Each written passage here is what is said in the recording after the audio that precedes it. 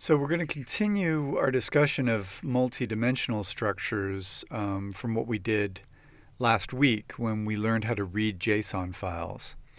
But it's just as important to be able to build structures like this. And the same rules are going to apply. We're just going to be working in the other direction. In other words, building them up from structures that we already know. Last week, when we looked at reading these structures, we realized that the same features that you might use to read a structure, for example, if you want to see the first item of a list, are really all you need to use in combination in order to, let's say, read a list that's inside another list. And the same concept is going to apply here too.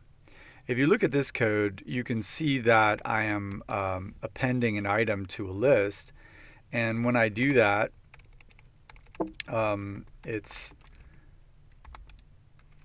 simple enough what happens, and we're quite familiar with the use of a list. If I want to append a different object, if I want to append another list to this list, Python will not require any distinction. Again, you think about each container as just containing objects. And if the object in question happens to be another container, well, so be it. The fact is, a list really contains references. And I go into this in more depth in the advanced class. But a list doesn't actually contain other objects.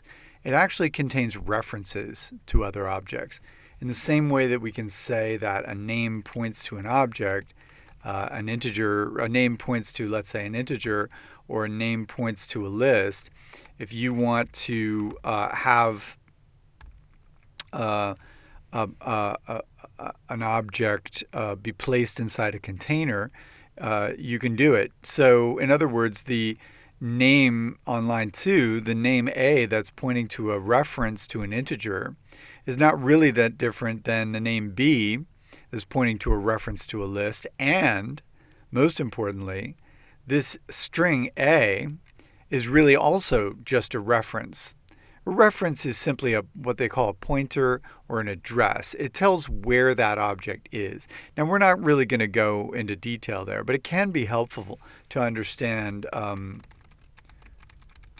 that we're talking about references.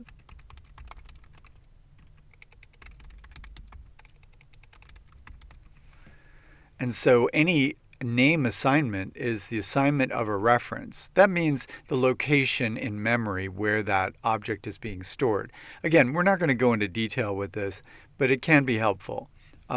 So when we want to append any object to a container or add any object to a container, we simply offer that reference or that pointer. So here we're appending a string to X. Yes, it sort of seems as if we're adding a new string to X.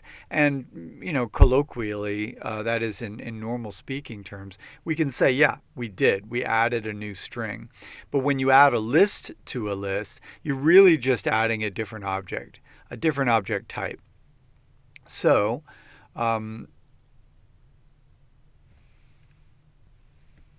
that's the way we can think about this when we're building a structure.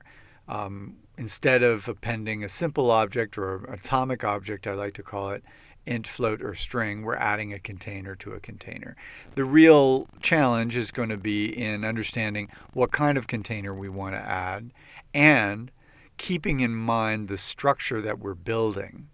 So it requires a little bit of meta kind of analysis. We have to think about how we are building this and what it looks like. And we're going to look at a tool that will allow us to see what we're building as we're building it.